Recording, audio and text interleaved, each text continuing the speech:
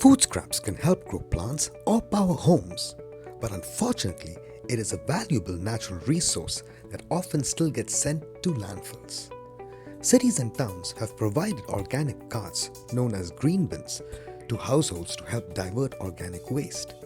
But foul odors and dirty containers that still needed a regular cleaning made some residents give up.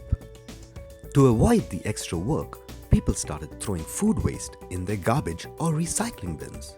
Now when organics get mixed with recyclable material, it's considered garbage and gets sent to a landfill, where it gives off greenhouse gases like methane and contaminates underground water sources. This is bad for the environment.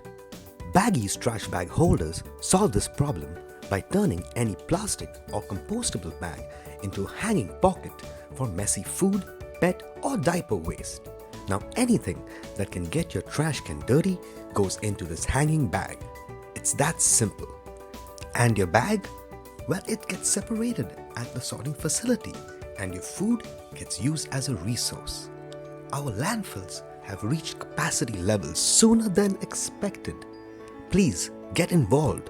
All you have to do is separate and throw your food waste in your green cart. And let BagEZ take care of the mess. BagEZ, never have a dirty bin again.